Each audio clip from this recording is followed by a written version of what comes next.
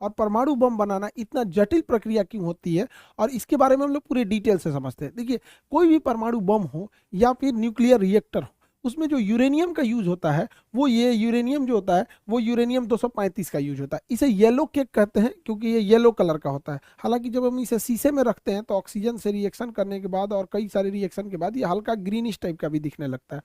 Uranium को हम लोग आशा का धातु कहते हैं, आशा का धातु। और कई बार एग्जाम में जब ये पूछता है भविष्य का ईंधन, तो कंफ्यूज मत हो जाइएगा लोग, भविष्य का ईंधन हाइड्रोजन होता है। भविष्य का ईंधन हम लोग हाइड्रोजन को बोलते हैं, हाइड्रोजन को।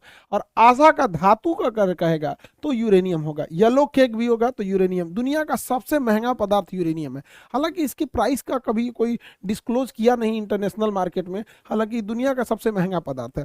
अब ये यूरेनियम इतना महंगा है क्यों? क्योंकि देखिए, यूरेनियम जो नेचुरल यूरेनियम मिलता है वो यूरेनियम 238 होता है, ये किसी काम का नहीं है। यूरेनियम 238 नेचुरल में मिलता है, वो 99.7% होता है, यानी लगभग जितना भी यूरेनियम हमें मिल रहा है वो हमारे किसी काम का नहीं है।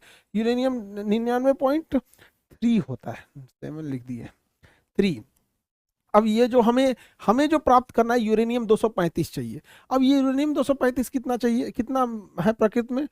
0.7%। यानी हमें 100 kg यूरेनियम मिलेगा ना, तो उसमें केवल 700 ग्राम हमें काम लायक यूरेनियम मिलने वाला है। ऐसे अगर परसेंटेज नहीं समझ में आ रहा है तब यहाँ पर, तो 100 kg में 700 ग्राम कितना अजीब हो जाएगा यहाँ पर।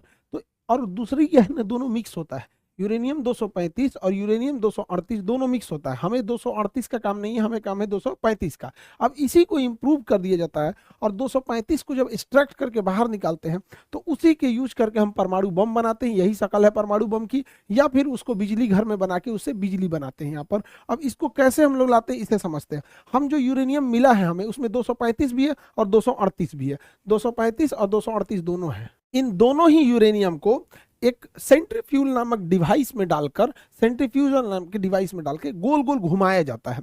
अब जैसे दही में हम लोग ऐसे मथनी डाल के गोल गोल घुमाते हैं, मक्खन अलग हो जाता है, दही मलाई अलग हो जाता है, सेम वही चीज होता है जिसे हम अपकेंद्र बल या सेंट्रीफ्यूगल कहते हैं। तो इसके जो सेंट्रीफ्यूज होते हैं उसी में इसको गोल गोल घुमाया जाता है। इस गोल गोल घुमाने से फायदा ये होता है कि यूरेनियम 238 साइड में हो जाता है। यूरेनियम 238 जो है ये साइड में आ जाता है, और हमें जो जरूरत होती है यूरेनियम 235 की, ये यूरेनियम 235 बीच में चला जाता है, और हम इस बीच वाले से निकाल लेते हैं।